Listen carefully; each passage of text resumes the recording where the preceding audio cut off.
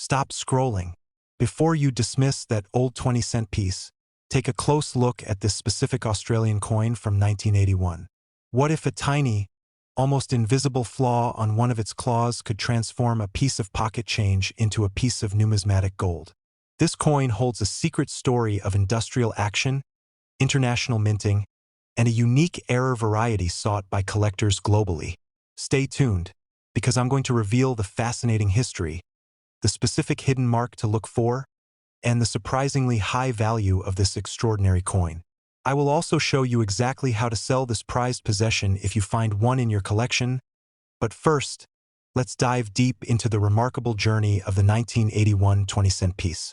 Welcome to Numis Explorer. The history of the 1981 Australian 20-cent coin is one of remarkable logistical complexity and a fascinating numismatic anomaly, making it a pivotal piece in the Australian decimal series, far more significant than its face value suggests. The year 1981 witnessed an extraordinary demand for circulating coinage, significantly exceeding the production capacity of the Royal Australian Mint, RAM, in Canberra, a situation exacerbated by a period of industrial disputes and staff shortages at the facility. This massive shortfall in required coinage necessitated an unprecedented move by the Australian government, commissioning two foreign mints, the Royal Mint in Lantricent, Wales, and the Royal Canadian Mint in Winnipeg, Canada, to strike vast quantities of the 20-cent denomination. This reliance on international partners is a critical historical detail, transforming the 1981 mintage into a multicultural affair where different minting processes and slight variations in the dies were unknowingly introduced, setting the stage for the creation of one of Australia's most sought-after collector varieties.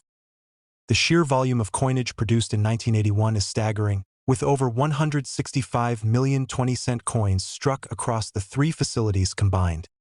The Royal Australian Mint in Canberra contributed a substantial number, while the two overseas branches each produced tens of millions of coins to make up the deficit. This high mintage figure would ordinarily suggest a common coin with little collectible value, yet the divided production across three distinct mints, each using slightly different master dies and manufacturing techniques, is the key to its elevated numismatic status.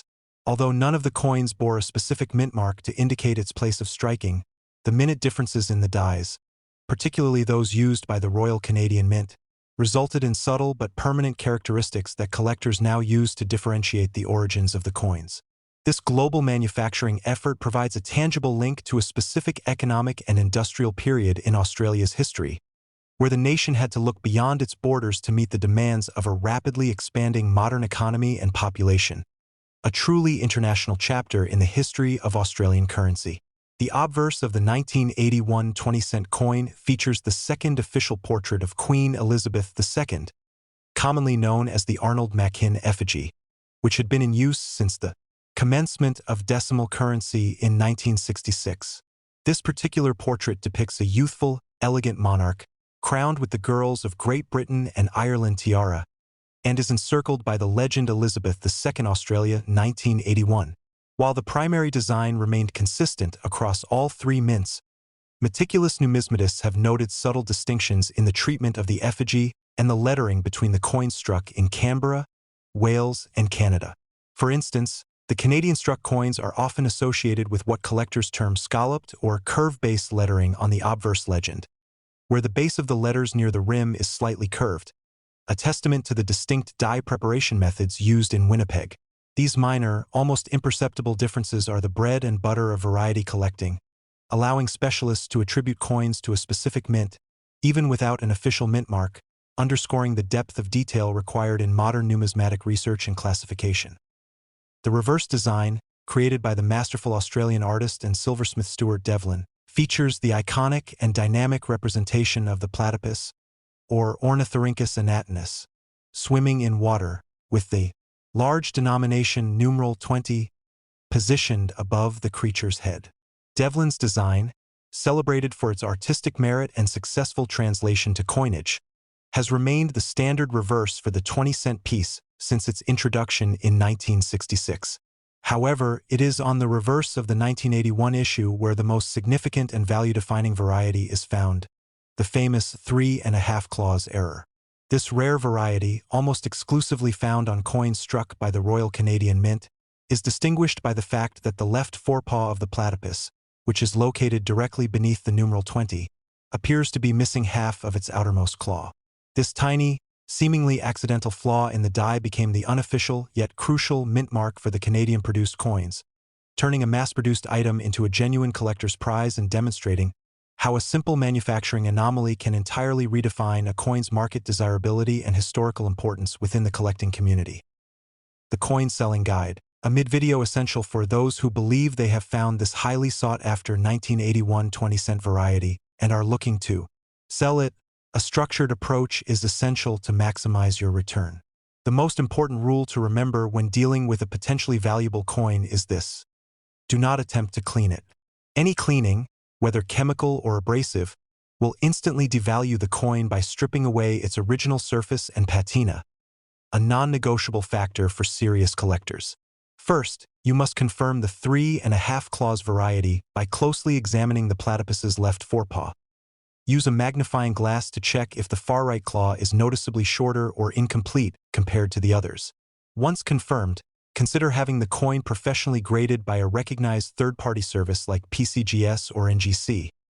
A certified grade, especially one in the high mint state, MS, categories, provides authentication and a universally accepted quality standard, often dramatically increasing the selling price.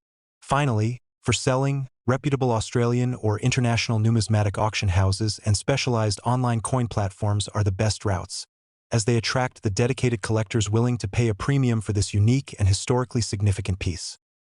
The 3½ claws variety is a perfect example of how a production difference can create a numismatic rarity, which is often mistakenly referred to as an error, though it is technically a design variety resulting from the specific die used by the Royal Canadian Mint.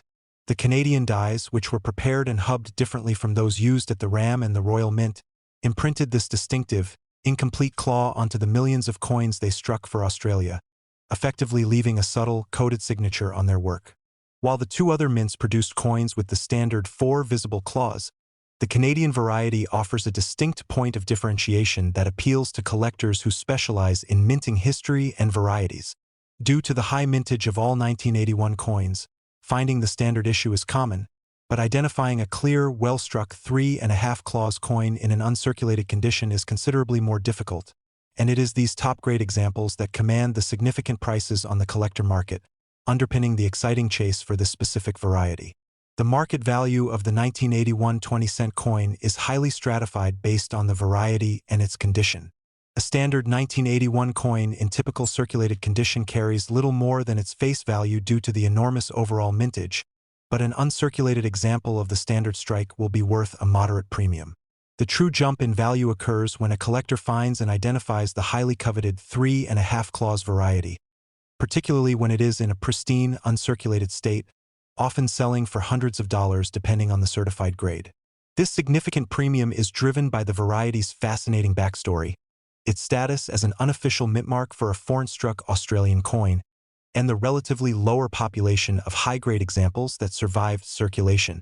This coin serves as an excellent case study in numismatics, demonstrating that rarity is not always defined by a low mintage, but often by a unique and identifiable variety that is a product of specific historical and industrial circumstances, which is why collectors continue to meticulously search through rolls and bags of 20-cent coins, hoping to find this valuable anomaly.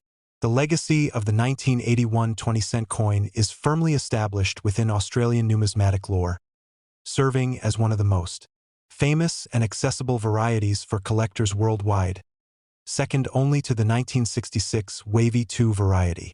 The story of its production, a snapshot of a moment when Australia had to outsource its coin production to 2 different international mints, is a compelling piece of industrial history that adds layers of interest beyond the mere metal itself.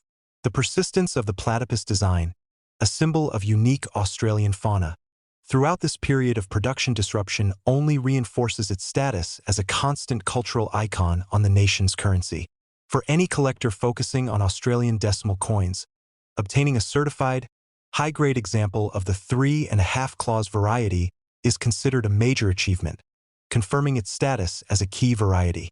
This ongoing demand, coupled with the finite supply of quality specimens, ensures that the 1981 20-cent coin, particularly its distinctive Canadian-struck counterpart, will remain a cornerstone of Australian coin collecting for generations to come, sustaining its historical importance and investment potential.